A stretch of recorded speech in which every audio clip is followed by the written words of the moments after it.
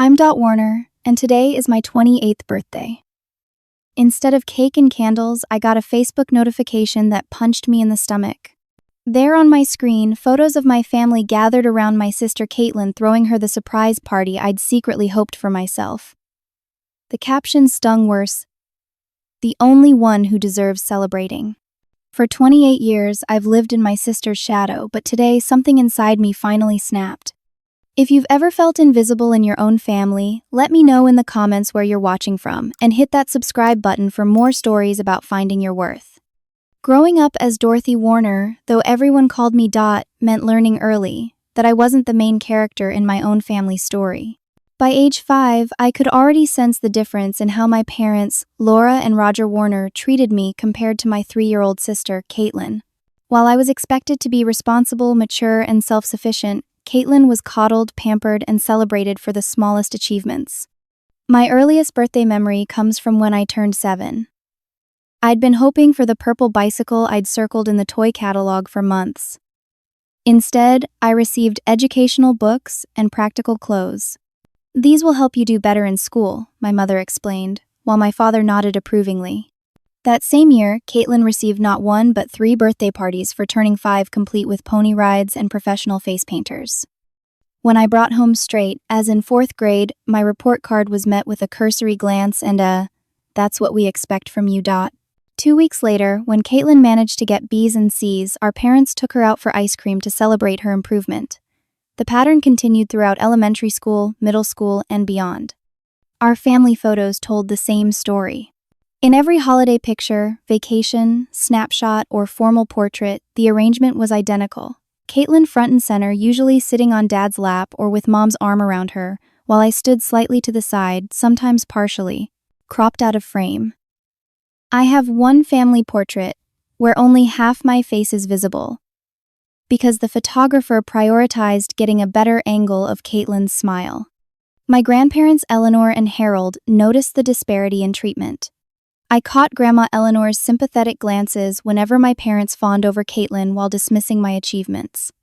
Once, when I was 12, she whispered, "You're special too, Dot," as she slipped me an extra birthday gift card. But they never intervened directly, perhaps not wanting to overstep with their own son. I developed coping mechanisms early. Perfectionism became my shield. If I could just be perfect enough, smart enough, accomplished enough, surely my parents would notice me. I became the ultimate people pleaser, anticipating everyone's needs before they expressed them. I took on additional responsibilities without being asked. I learned to need nothing, want nothing, expect nothing. Financial independence came early too. While Caitlin received generous allowances for minimal chores, I started babysitting at 12, then took on lawn mowing jobs, then worked as a grocery store cashier by 16. Every dollar I earned felt like proof I didn't need my parents' support or attention, even as I desperately craved both.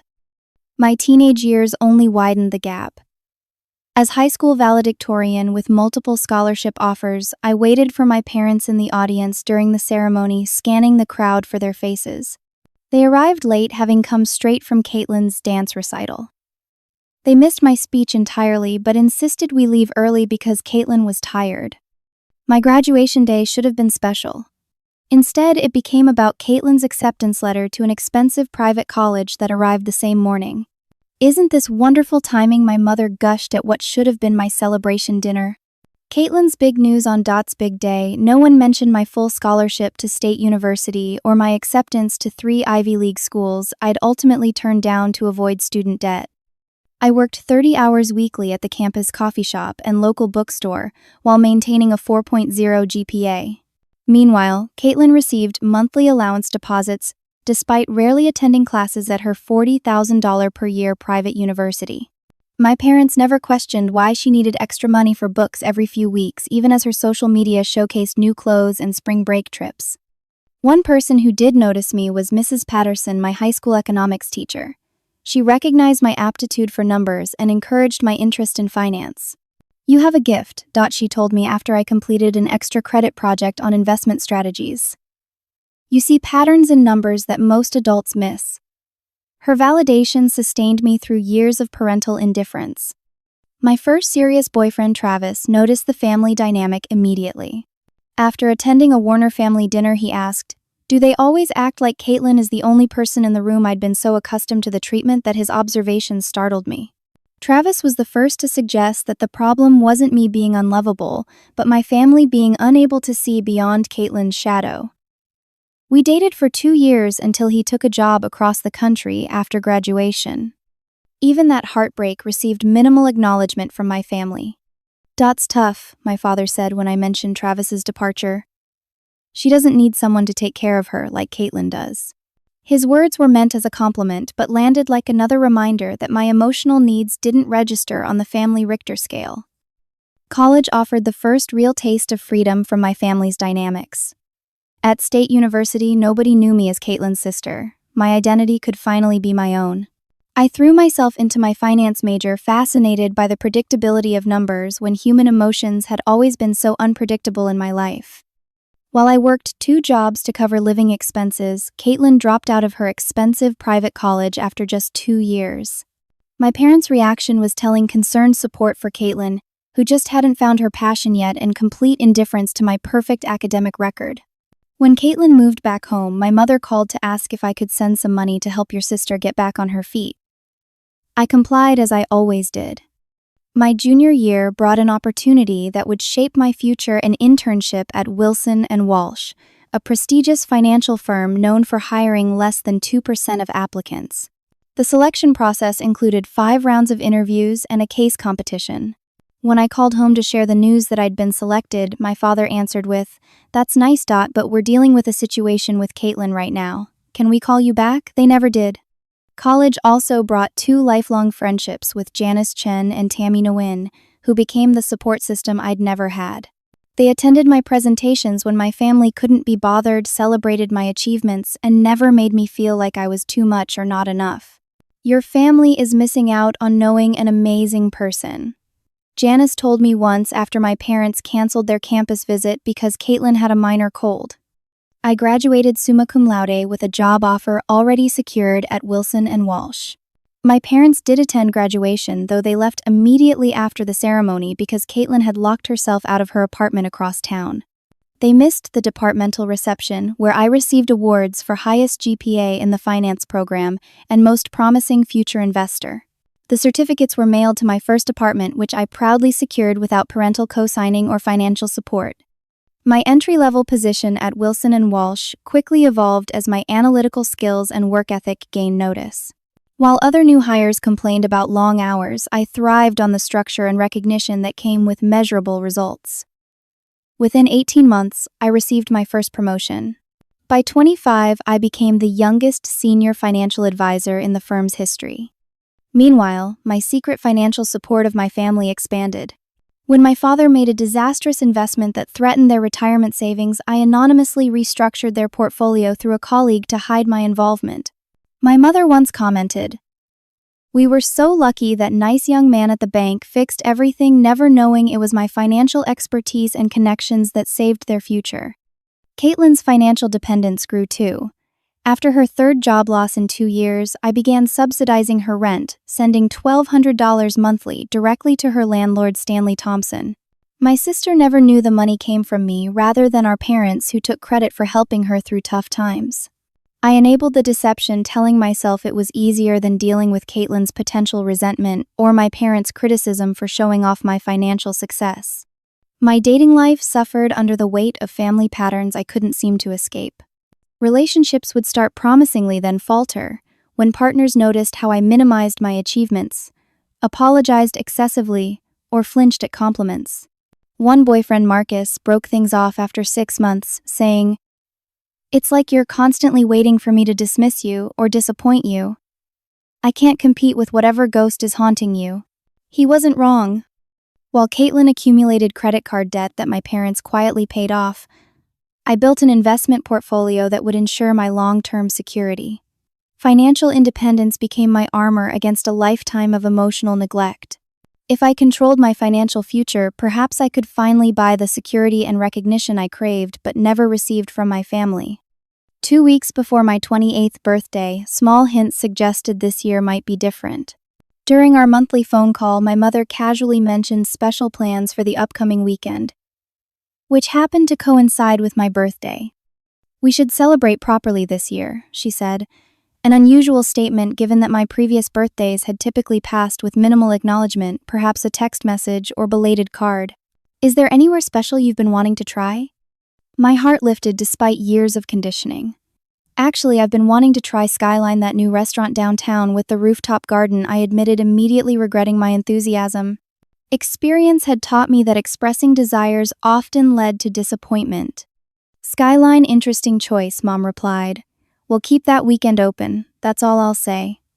Later that week, I overheard fragments of a phone conversation when I called home, and my father answered while my mother talked in the background. "Yes. Reservation for 8 people.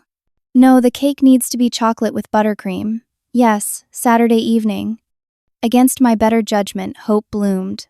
I even splurged on a new dress, a deep blue cocktail number that complemented my eyes, just in case this birthday actually involved something more special than the usual forgotten acknowledgement.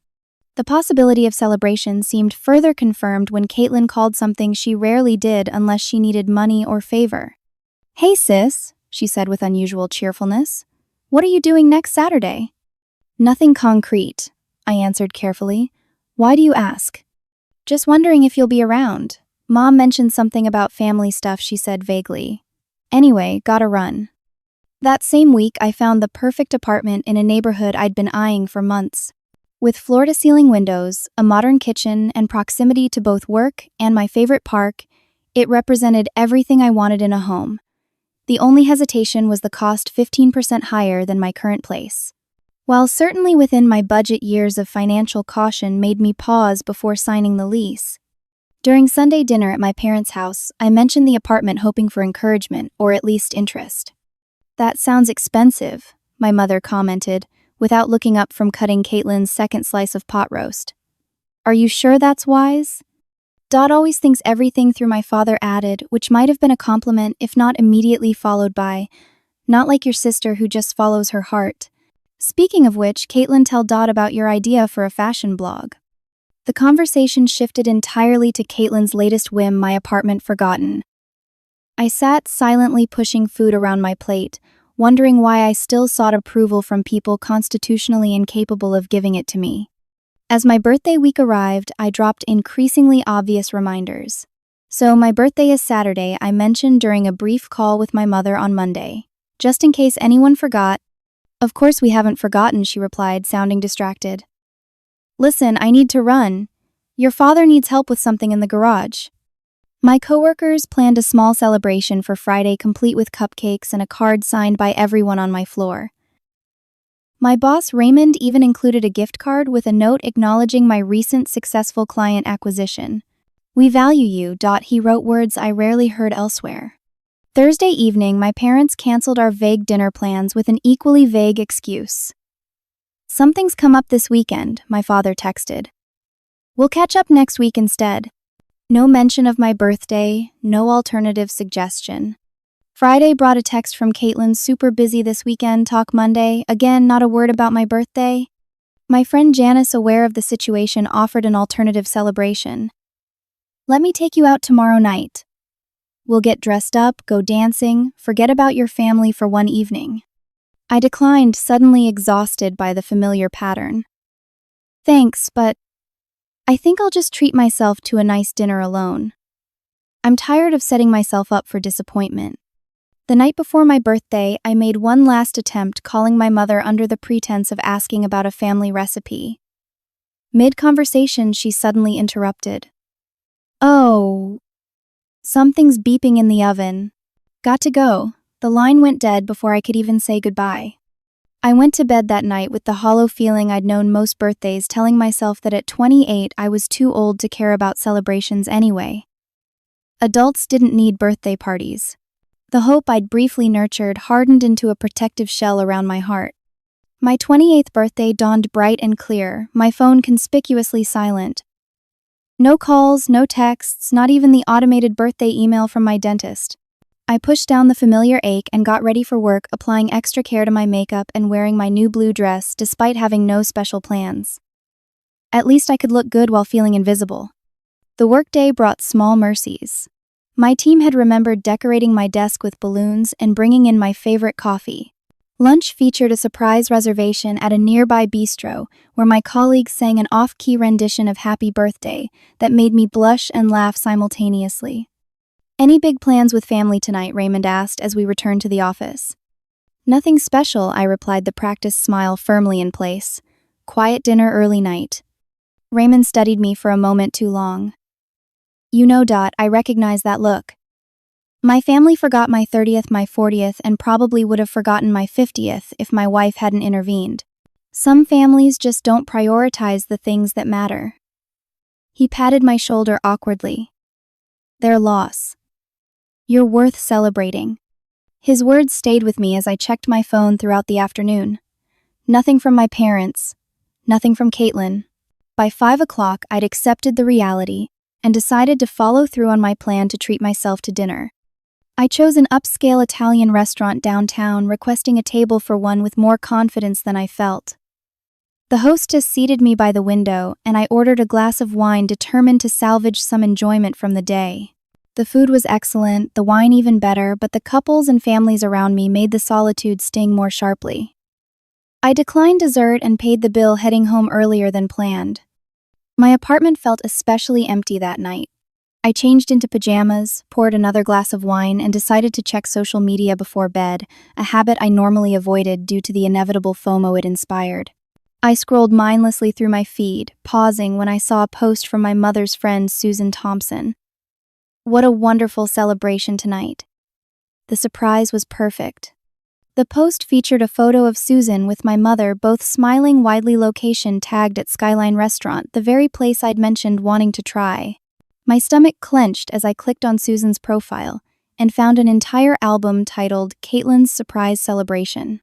43 photos documented an elaborate surprise party clearly planned weeks in advance. There was my father leading a blindfolded Caitlin into the restaurant's rooftop garden. There was my mother unveiling a 3-tier cake decorated with Caitlin's face and favorite flowers. There were my grandparents, aunts, uncles, cousins, even family friends who lived out of state, all gathered around a banner reading Our Shining Star. The decorations featured Caitlin's favorite colors, purple and silver. Personalized cocktails named after her childhood nicknames. Party favors with her initials. The comprehensive celebration I'd never experienced in 28 years of birthdays. But it was the caption on the main photo that turned my stomach to ice. "The only one who deserves celebrating." My hands shook as I scrolled through more images. Every family member I had was there, from Grandma Eleanor, who claimed she couldn't travel anymore, to Uncle Frank, who supposedly never left his farm. They'd all made the effort for Caitlin. On my birthday. At the restaurant I'd specifically mentioned wanting to try. With the chocolate buttercream cake I'd always requested and never received. Something inside me cracked. Not a dramatic shattering, but the final hairline fracture in a foundation that had been weakening for years. Without fully processing my actions, I typed a comment under the main photo, "Nice cake." Then I waited, staring at the screen, emotions churning too violently to name. 20 minutes later, a notification appeared. My mother had replied, "At least someone's worth baking for." 6 words that confirmed a lifetime of suspicion. I wasn't imagining the differential treatment. I wasn't being oversensitive. I wasn't asking for too much by wanting basic acknowledgement of my existence. The proof was right there, delivered in my mother's own casual cruelty, visible to everyone we knew. What followed was worse likes on my mother's comment from various family members. No defense of me. No one pointing out the inappropriate response. Just silent agreement or uncomfortable avoidance. The same dynamic that had allowed this situation to persist for 28 years. I felt simultaneously numb and in excruciating pain. Tears streamed down my face as I stared at the screen, trying to process the irrefutable evidence that my family not only didn't celebrate me but actively thought me unworthy of celebration, unworthy even of the most basic kindness on my birthday. Without overthinking, I typed one more reply: "Enjoy it, while you can." Then I closed my laptop, curled into a ball on my couch, and allowed the sobs to overtake me. The emotional breakdown that followed was unlike anything I'd experienced before. My entire body shook with the force of decades of suppressed hurt, suddenly demanding release. I couldn't breathe properly, couldn't think, couldn't do anything except feel the overwhelming pain of being fundamentally unwanted by the people who should have loved me most. In desperation, I called Janice, unable to form coherent sentences through my tears. "I'm coming over," she said immediately. "Don't move." 20 minutes later, she held me while I showed her the Facebook posts, the comments, the undeniable evidence of my family's indifference. "This is abuse," Janice said quietly. "Emotional neglect is abuse. What they've done to you your entire life, it's not okay. It's not normal, and it's absolutely not your fault." For hours, I couldn't eat or speak coherently. Sleep was impossible. My mind kept replaying moments throughout my life, now viewed through the clarifying lens of this final betrayal. The elementary school concerts where my parents sat in the back, leaving early but staying through Caitlin's entire performance 2 weeks later. The high school achievements, announced at dinner, met with disinterest, then forgotten when Caitlin shared minor news. The college graduation celebration cut short. The countless birthdays acknowledged with last-minute cards or forgotten entirely. As dawn broke, exhaustion gave way to a strange clarity. I pulled out a notebook and began calculating with the precision that made me excellent at my job exactly what my family had taken from me emotionally and financially over the years. $36,000 in rent subsidies to Caitlin over 3 years' money she thought came from our parents. $450,000 in managed investments for my parents' retirement, which they credited to that nice young man at the bank rather than their own daughter's financial expertise. Thousands of dollars in free tax preparation for the entire family annually. Financial advice that saved my parents' rental property during the market downturn.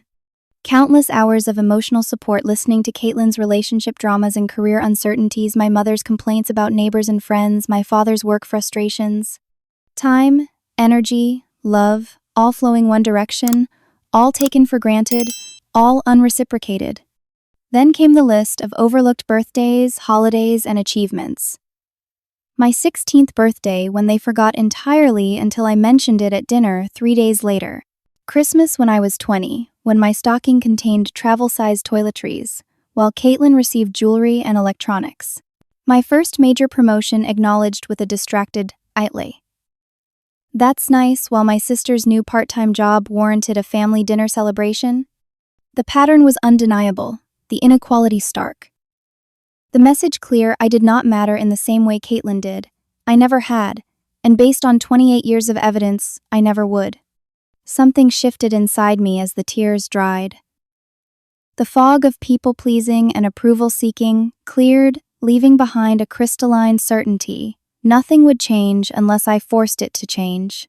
My family would continue taking from me emotionally and financially, while giving nothing in return unless I established consequences. Enjoy it, while you can.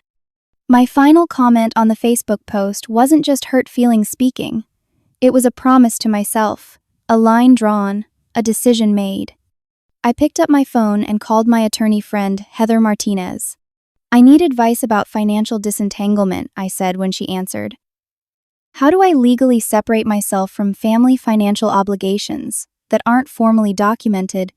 For the next hour, Heather walked me through my options, the potential repercussions, and the best approach to protect myself while extracting from one-sided financial arrangements. Following our call, I sat in silent meditation, ensuring my resolve wasn't merely an emotional reaction, but a necessary step for my well-being. The answer came with surprising peace. Boundaries weren't selfish or cruel. They were essential for survival. I had been drowning for years, and it was time to save myself. With newfound clarity, I opened my laptop and began documenting, organizing, and planning. By morning, I knew exactly what needed to be done. The financial assessment began immediately.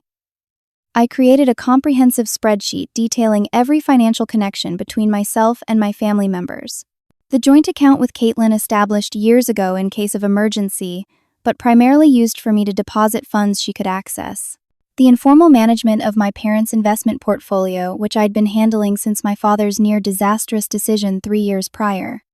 The monthly transfers to Caitlin's landlord disguised as parental support. After thorough documentation, I consulted with Angela Washington at my bank regarding the legal implications of withdrawing from joint accounts. As long as you maintain records of your deposits and withdrawals, you're within your rights to remove your portion, she confirmed. I would suggest keeping detailed records in case questions arise later. My accountant Marcus Jensen provided similar advice regarding the tax implications. You've been subsidizing family members without any tax benefit to yourself, he noted. Separating these finances actually puts you in a cleaner position for future tax filings. With all information gathered and legal considerations addressed, I began the process of financial disentanglement. The one transfer occurred at exactly 9:15 p.m. on my birthday night. I formally withdrew from the joint account with Caitlin, transferring my portion to a new secure account at a different bank entirely. The transaction was substantial, representing years of emergency funds that had actually been used for my sister's shopping sprees and vacations. The bank manager, Philip Reynolds, processed the transaction personally, having worked with me for years. "Are you sure about this?" he asked, noting the emotional significance of the decision. "More certain than I've ever been about anything," I replied, signing the final form with steady hands. The two emails followed immediately after, composed with professional detachment despite the emotional weight behind them. The first went to Stanley Thompson, Caitlin's landlord. "Dear Mr. Thompson, this email serves as formal notification that effective immediately, I will no longer be providing the monthly subsidy of $1,200 toward Caitlin Warner's rent at 742 Maple Avenue, Apt 3B. For the past 3 years, I have been making these payments directly to you, with the understanding that my sister believed they came from our parents. The final payment was processed on the 1st of this month and will be the last. Please direct any future payment inquiries to the tenant herself. I've attached documentation of all previous payments for your records. Respectfully, Dorothy Warner." The second email went to Gerald Hoffman, my parents' financial advisor, whom I'd been quietly working with to manage their retirement portfolio. "Dear Gerald, effective immediately, I am stepping down from my unofficial role, managing my parents' investment portfolio. As discussed in our previous meetings, they are unaware of my involvement in this capacity, believing you have been solely responsible for the growth and security of their investments. I've prepared a complete transfer of all documents, access, credentials, and strategic recommendations for your files. You'll find everything attached to this email. Moving forward, I recommend transitioning them to your firm's professional management service. Based on their portfolio size, the annual fee would be approximately 1.2%, which is standard for the industry. This will ensure continued professional oversight without my involvement. Please contact me only for the necessary transition details. All future communications regarding their investments should be directed to Roger and Laura Warner directly. Sincerely, Dorothy Warner, Senior Financial Advisor, Wilson & Walsh." With these 3 actions completed, I set up email autoresponders for any messages from family members, temporarily deactivated my social media accounts, and arranged for a week of personal time off work. My out-of-office message was simple: I am currently unavailable and will not be monitoring messages. For urgent matters, please contact Raymond Jenkins. I made an appointment with Dr. Warren Blackwell, a therapist recommended by Janice, for the following morning. Then I contacted my support system, briefly explaining to Janice, Tammy, and my coworker Megan that I was implementing major boundaries with my family and would need emotional support in the coming days. "Whatever you need, we're here," Tammy promised. "It's about time you stood up for yourself." As I prepared for bed that night, physically and emotionally exhausted but strangely peaceful, I knew the next 12 days would bring chaos. My family would not relinquish their financial and emotional hold without resistance. But for the first time in 28 years, I was prepared to weather the storm without capitulating, without apologizing for taking up space, without settling for scraps of attention and affection. The transfer was complete. The emails were sent. The boundaries were established. Now came the waiting. Days 1 through 3 passed in unexpected silence. No calls, no texts, no emails from any family members. Either they hadn't yet realized what I'd done, or they were strategizing their response. I used the quiet time to focus on self-care, something I'd always dismissed as indulgent. I established a morning routine of gentle yoga and journaling. I toured apartments in my preferred neighborhood, eventually applying for the sun-filled corner unit I'd been eyeing for months. I kept my first therapy appointment with Dr. Warren Blackwell, a compassionate man in his 50s who listened without judgment, as I detailed 28 years of emotional neglect. What you're describing is a family system with a clear golden child and scapegoat dynamic, he explained. It's not uncommon, but the extremity of the differential treatment in your case is concerning. Your decision to establish boundaries while difficult is an appropriate response to an unhealthy system. I had dinner with Janice and Tammy, who provided the warm encouragement my family never had. "We're so proud of you, Janice," said, raising her glass in toast. This took incredible courage. By day 4, the first ripples of response appeared. A text from Caitlin. "Are you mad about something?" No mention of my birthday, the Facebook post, or even awareness of why I might be upset. I didn't respond. My mother called twice, leaving a voicemail that managed to avoid any actual apology or acknowledgement. "Call me back. I don't know what's gotten into you, but this silent treatment is very immature." I deleted the message without returning the call. An email from my father arrived, focused entirely on an investment question without addressing any personal matters. "Need your thoughts on the Dixon Fund performance. Call when you get a chance." I archived it without reply. The most surprising contact came from my grandmother Eleanor, who called on the evening of day 5. "It's Grandma. I saw what happened on Facebook. I should have said something years ago, and I'm sorry I didn't. What your mother said was cruel and unfair. I just want you to know not everyone in the family feels that way." Her acknowledgement brought fresh tears. "Thank you, Grandma. That means a lot." "Will you be okay, dear?" she asked with genuine concern. "I think I will be eventually. I'm making some changes." "Good for you. Sometimes family needs a wake-up call. I love you, "I love you too, Grandma." That same day, I received approval for my dream apartment and threw myself into planning the move. At work, I successfully closed a major account I'd been pursuing for months. The professional recognition contrasted sharply with my family's indifference, reinforcing that I was valued and capable outside the warped mirror of family dynamics. Days 7 through 9 brought escalating tension. Multiple missed calls from my parents and Caitlin cluttered my voicemail. A text from my sister showed the first signs of financial awareness. "There's something wrong with my bank account. Did you do something? Call me ASAP." My parents sent an email with the subject line "Urgent Investment Concerns," which I filed away without reading. Caitlin's social media, which I viewed through Tammy's account since mine remained deactivated, featured vague posts about family betrayal and unexpected financial stress. Meanwhile, I had lunch with my boss Raymond, who had noticed my subdued mood despite my professional successes. When I explained an abbreviated version of the situation, he shared his own experience with family estrangement. "I didn't speak to my father for 5 years," he confided. "Best 5 years of my life, honestly. Sometimes the healthiest thing you can do is create distance from people who can't see your worth." My second therapy session with Dr. Blackwell focused on preparing for the inevitable confrontation. "They will try to pull you back into established patterns," he warned. "They may use guilt, anger, even threats. Having a script prepared can help you maintain your boundaries." Together, we developed responses to likely scenarios, practiced techniques for managing emotional flooding, and established a support plan for the aftermath. I left feeling better equipped for what was coming. On day 10, the dam broke. A frantic voicemail from Caitlin revealed the first real consequence had hit. "What the hell did you do?" "My landlord called saying my rent subsidy is canceled. He said you were paying it. What the fuck? Call me back right now." An angry email from my mother followed. "Dorothy Ann Warner, you will explain yourself immediately. Your father and I just got a call from Gerald, saying you've resigned from something we didn't even know you were doing. And Caitlin is hysterical about her rent.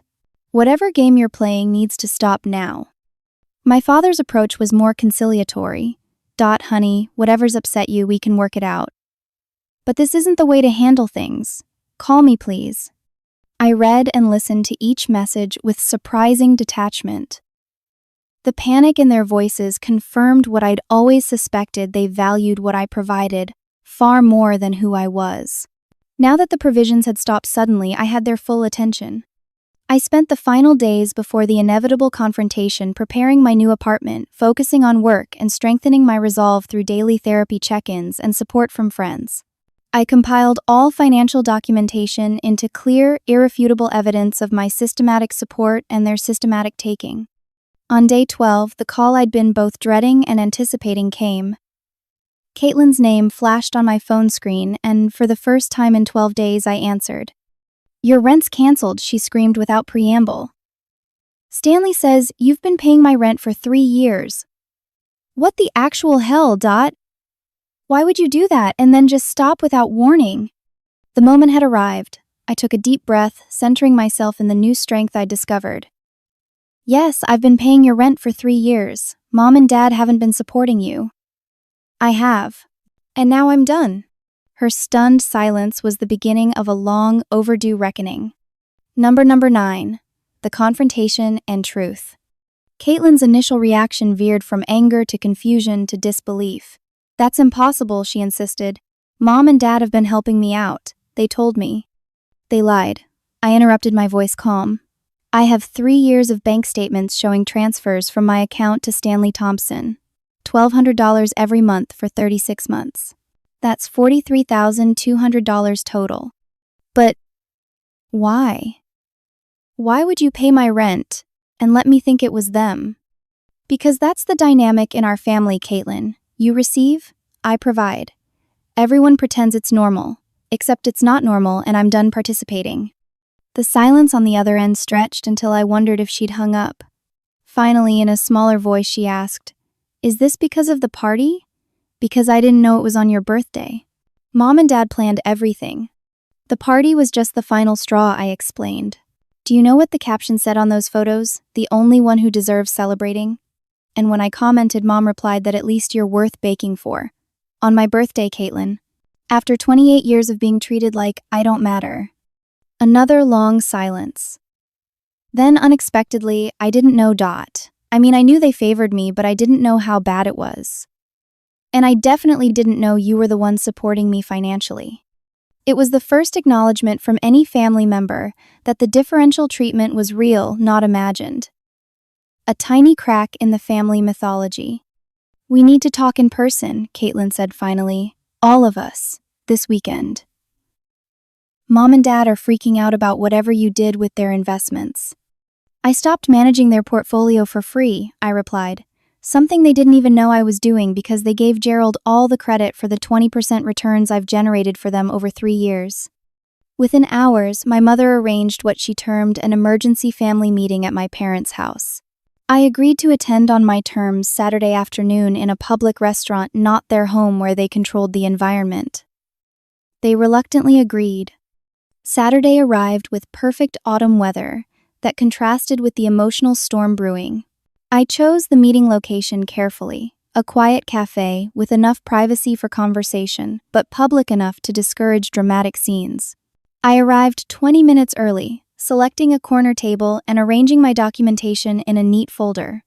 My parents arrived first, my mother's face tight with anger, my father looking uncomfortable but determined. Caitlin slipped in 5 minutes later, eyes darting between us nervously. Before anyone could speak, I placed my phone on the table.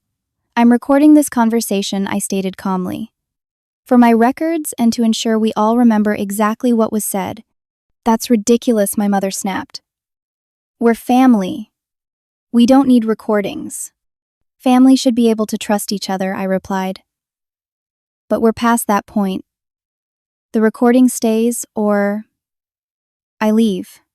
My father placed a restraining hand on my mother's arm. "Fine. Let's just get this sorted out." What followed was 2 hours of the most honest conversation we'd ever had as a family. Initially, my parents attempted to frame the situation as my overreaction to perceived slights. I responded by methodically presenting evidence, photographs of birthday celebrations thrown for Caitlin versus my forgotten milestones, documentation of financial support. I'd provided screenshots of the Facebook comments from my birthday. "This is just how families work," my mother insisted. "Different children need different things. Caitlin needed more support." "No," I countered. "This is how dysfunctional families work." Healthy families don't consistently elevate one child while dismissing another. Healthy families don't forget one child's birthday while throwing elaborate parties for another. Healthy families don't take tens of thousands of dollars from one child while pretending it comes from the parents. As the evidence mounted, my father grew increasingly quiet, a flush of shame creeping up his neck. My mother continued to deflect and justify until I played my final card, the recording of her leaving a voicemail 6 years earlier, explicitly stating Caitlin will always be our priority. That's just how it is. You're strong enough to handle it. Where did you get that? She demanded. I saved it, I replied. Because every time I questioned whether I was imagining the differential treatment, I needed proof I wasn't crazy. The silence that followed was broken by an unexpected source. My grandmother Eleanor had entered the cafe unnoticed and approached our table. Laura, she addressed my mother, her voice firm despite her 80 years. Enough. What you and Roger have done to Dot is shameful. I've watched it her entire life and said nothing, which makes me complicit. But I'm speaking now. This stops today. My mother's mouth opened and closed without sound. My father stared at his hands. Caitlin looked between us all, tears streaming down her face. I prepared a statement, I said into the silence, pulling out a single sheet of paper. I'd like you all to listen without interrupting. I detailed the emotional neglect I'd experienced from childhood through adulthood. The birthdays forgotten, the achievements, dismissed the constant message that I was less important, less loved, less worthy of celebration than my sister. I explained how the financial support I'd provided was an extension of the emotional dynamic, me giving everything while receiving nothing in return. The birthday party was the breaking point, I concluded. Not because you threw Caitlin a party, but because you did it on my birthday at the restaurant I'd mentioned wanting to try with the cake I'd always asked for and never received. Then publicly stated I wasn't worth celebrating or baking for. It was deliberate cruelty, and I'm done accepting it. I outlined my boundaries moving forward: no more financial support, no more free financial advice, no more accepting emotional scraps. I would consider maintaining a relationship under specific conditions: family therapy, sincere apologies, and consistent changed behavior. I don't guarantee forgiveness, I finished. I don't promise we'll ever have a close relationship. That depends entirely on your actions moving forward. But I do guarantee that the old dynamic is dead. I value myself too much to accept it anymore. The silence when I finished was profound. My father was the first to speak, his voice rough with emotion. I had no idea you felt this way. I mean, I knew we sometimes favored Caitlin, but I didn't realize how systematic it was or how much it hurt you. He looked up, meeting my eyes directly. I'm sorry, Dot. Truly sorry. My mother remained silent, arms crossed defensively. Caitlin wiped her tears, looked directly at me and said, I'm sorry too. I didn't create the dynamic, but I benefited from it without questioning it. That wasn't fair to you. Grandmother Eleanor placed her hand on mine. I'm proud of you, Dot. This took courage. The meeting ended without neat resolution. My mother left without speaking, my father following with an apologetic backward glance. Caitlin lingered, asking quietly if we could talk again soon, just the two of us. Grandmother Eleanor hugged me tightly before leaving. I sat alone at the table afterward, emotionally drained but strangely peaceful. For the first time in my life, I'd spoken my truth without minimizing it to protect others' feelings. I'd drawn boundaries without apologizing for needing them. I'd valued myself enough to demand better treatment. Whether my family could meet that standard remained to be seen, but I no longer depended on their response for my worth. Number 10. The new reality and adjustments. The weeks following our confrontation brought seismic shifts in family dynamics. Most surprisingly, Caitlin took immediate action to address her financial situation. Within days, she'd scheduled 3 job interviews, downsized from her luxury apartment to an affordable studio, and begun learning basic budgeting skills she'd never needed before. I found a job, she texted 2 weeks after our meeting. Customer service at Wilson Insurance. Not glamorous, but steady pay and benefits. Congratulations, I replied, our first positive exchange in years. That's a good company. I also made a budget spreadsheet. Wondering if you'd look it over. No pressure. The request surprised me. I agreed to review it but made clear I wouldn't be providing financial support. Her response was equally surprising. Totally get that. Not asking for money, just expertise. I need to learn to handle this myself. This new, more independent Caitlin continued to emerge over subsequent conversations. During a coffee meeting 3 weeks post-confrontation, she admitted, "I never realized how much I took for granted. Not just the money, but everything. Mom and Dad made me think I deserved special treatment just for existing." "That wasn't your fault," I acknowledged. "They created that dynamic when we were too young to question it." "Maybe, but I'm an adult now. I should have seen how they treated you." She hesitated. "The birthday party. When I found out it was on your birthday, I should have said something. I'm sorry I didn't." These small steps toward awareness didn't erase years of inequality, but they represented the first genuine attempt at change from any family member. My parents' adjustment proved more challenging. Their initial response followed predictable patterns. My father made awkward attempts at reconciliation, while my mother alternated between cold silence and passive-aggressive comments.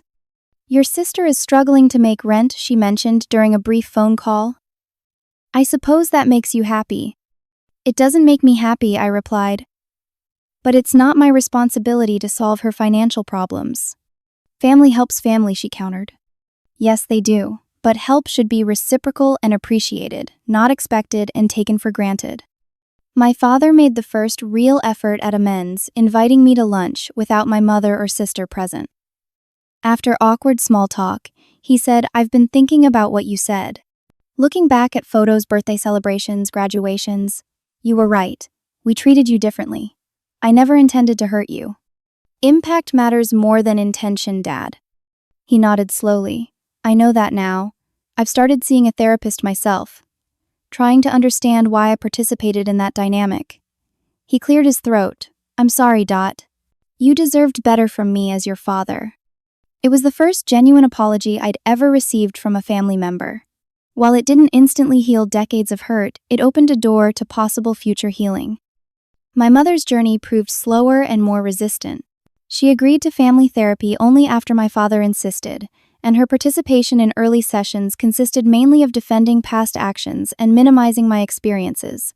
But even she couldn't maintain complete denial in the face of the therapist's gentle but persistent questioning. "Did you really forget Dot's 16th birthday entirely?" Dr. Patricia Chen asked during our third session. "We were busy with Caitlin's dance competition," my mother replied defensively. "So yes, you did forget it," Dr. Chen clarified. "How do you imagine that made Dot feel?" The therapy sessions were painful but necessary, gradually forcing acknowledgement of patterns too long ignored. Progress came in tiny increments. My mother remembering my coffee preference for the first time, my father asking about my work with genuine interest, Caitlin calling just to chat rather than to request something. Meanwhile, my own life transformed. I moved into my dream apartment, the sun-filled corner unit with floor-to-ceiling windows and a view of the park. I set and maintained clear boundaries with family contact, limiting interactions to scheduled times rather than being perpetually available. I received a promotion at work complete with office upgrade and salary increase that reflected my value to the company. Most significantly, I began dating Adrian Matthews, a kind, thoughtful architect I met through a colleague. Unlike previous relationships, this one developed without the shadow of family dysfunction. Adrian respected my boundaries, celebrated my achievements without jealousy, and never made me feel I needed to shrink myself to be lovable. "You're different from anyone I've dated," he commented after I shared some of my family history. "You know exactly who you are and what you deserve. It's incredibly attractive." The contrast between my new life and old patterns became increasingly evident. Where I once apologized for my existence, I now occupied space confidently. Where I once accepted scraps of attention, I now expected and received full engagement. Where I once financially supported others at my own expense, I now invested in my future with pride. The transformation wasn't complete or perfect. There were difficult days, therapy sessions that left me emotionally raw moments when old insecurities threatened to resurface. But with each boundary maintained, each honest conversation navigated, each self-care practice honored, I moved further from the invisible daughter I'd been and closer to the whole person I was becoming. Number 11. The path to healing. 3 months after the confrontation, we attempted our first family gathering in a neutral location, a casual restaurant with comfortable seating and moderate noise levels. I arrived early, selecting a table that offered a clear path to the exit, a small but significant choice that represented my newfound agency. I could leave if I needed to without being trapped by family expectations. The meal began awkwardly, everyone hyper-aware of established patterns we were trying to break. My mother started to serve Caitlin first, as she always had, then caught herself and offered the breadbasket to me instead. My father, typically focused exclusively on Caitlin's stories, made a visible effort to ask about my recent work project. Caitlin, usually dominating conversation, consciously created space for me to speak. These small adjustments, while appreciated, highlighted how deeply ingrained our dysfunctional dynamic had been. Every interaction required conscious effort to reshape, every conversation navigated with careful attention to old habits trying to reassert themselves. When my mother slipped into a familiar pattern, commenting that Caitlin's new apartment sounded so charming while having shown zero interest in my new place, I calmly pointed it out. "You haven't asked a single question about my new apartment, Mom, though I've mentioned it several times. That's the old pattern we're trying to change." The table fell silent. In the past, such direct addressing of inequality would have been met with denial or accusations of oversensitivity. This time, after a moment of tension, my mother nodded stiffly. "You're right. Tell me about your new place, Dot." It wasn't natural or flowing, but it was acknowledgement, however reluctant. When dessert arrived and conversation had exhausted itself, I checked my watch and announced I had another commitment leaving on my schedule rather than waiting until my parents decided the gathering was over. Another small act of self-determination that felt significant. "This was nice," my father said as we walked to the parking lot. "Different, but nice." It was a start, I agreed, neither over-promising future closeness nor rejecting the positive steps taken. 6 months after the confrontation brought unexpected developments, Caitlin visited my apartment unannounced one Saturday morning, a small gift bag in hand. I should have called first, she apologized as I let her in. "I'm still learning about boundaries." "It's okay this time," I said, offering coffee. "But yes, a text first would be better future practice." She handed me the gift bag. "I wanted to give you this in person." Inside was a framed photograph I'd never seen before me, at about 7 years old, proudly holding up a science fair ribbon, beaming at the camera. "I found it when I was going through old albums at Mom and Dad's," Caitlin explained. "You looked so happy and proud. I realized I don't know that many stories from your childhood because everything was always about me. I'd like to know that girl in the photo better if you're willing to share." The gesture, small but thoughtful, represented a shift in our sibling dynamic I'd never thought possible. For the first time, Caitlin was seeing me as a full person with my own history and experiences, not just as a supporting character in her story. That same month, my parents invited me to dinner at Skyline, the restaurant, where they'd thrown Caitlin's party on my birthday. The choice of location wasn't accidental. "We should have brought you here first," my father acknowledged as we were seated. "We'd like to create a better memory here if you'll let us." The evening wasn't perfect. My mother still struggled with giving me the same warm attention she naturally bestowed on Caitlin. My father still occasionally lapsed into old patterns of dismissing my concerns. But they were trying, however, imperfectly, to address the inequality that had defined our family for decades. My grandmother Eleanor, who had stood up for me at the confrontation, became an unexpected source of validation and support. During a private lunch, she shared, "I've always seen your light, Dot, even when others didn't. I regret not speaking up sooner, but I'm so proud of the strong woman you've become despite everything." Extended family members, many of whom had witnessed the differential treatment without comment over the years, began reaching out individually. Some offered apologies for their silence. Others simply made efforts to connect with me directly, rather than always through my parents or sister. Each small acknowledgement helped validate that the inequality had been real, not imagined. As the 1-year anniversary of the Facebook post and confrontation approached, I spent an evening journaling comparing my feelings then and now. The pain hadn't disappeared entirely, nor had all the patterns been fully corrected. But where I once felt powerless, I now recognized my agency. Where I once accepted neglect as inevitable, I now expected basic respect as non-negotiable. The relationship with my family remained a work in progress, requiring vigilance against backsliding into established roles. There were still difficult conversations, moments of frustration, and occasions when I needed to reinforce boundaries. But unlike before, I no longer questioned whether I deserved equal treatment. That certainty represented the most profound healing of all. Caitlin's growth continued to surprise me. A letter arrived around the anniversary, handwritten on actual stationery rather than a hasty text.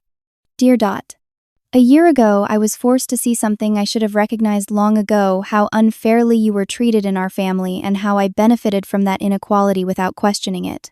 I can't change the past, but I want you to know I see you now. I appreciate the strength it took to break a pattern that none of the rest of us had the courage to address. The financial independence you forced me to develop has changed how I see myself. The therapy you insisted on has changed how I understand our family. I'm still learning, still making mistakes, but I'm trying to be someone worthy of having a relationship with you on whatever terms you're comfortable with. Thank you for not giving up on the possibility of a better relationship even when you had every right to walk away completely.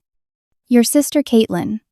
The letter represented something I'd never received from my family before: acknowledgement without defensiveness, appreciation without expectation, and respect for my boundaries. It didn't erase the past, but it offered hope for a different future. Number 12, the final birthday resolution.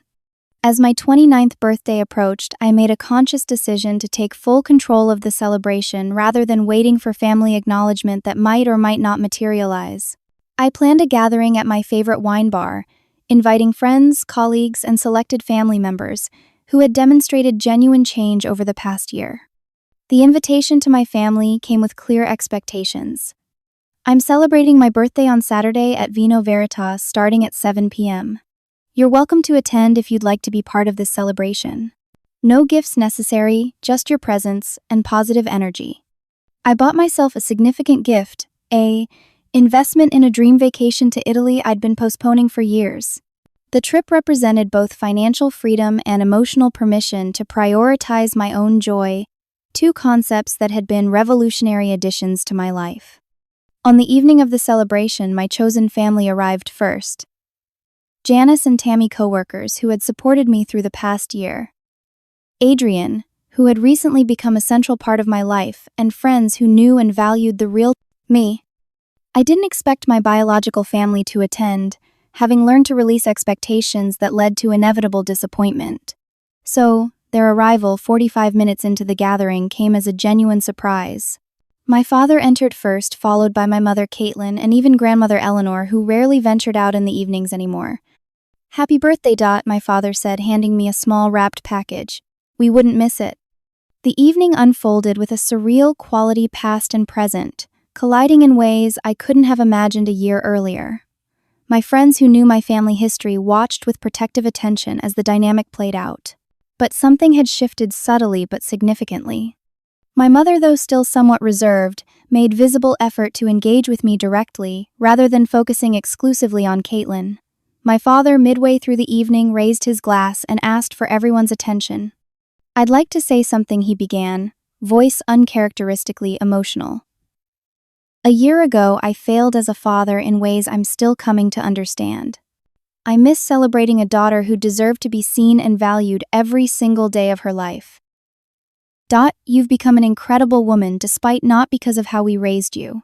I'm sorry for the past, but so proud of who you are now. Happy birthday. The simplicity and sincerity of his words brought unexpected tears to my eyes.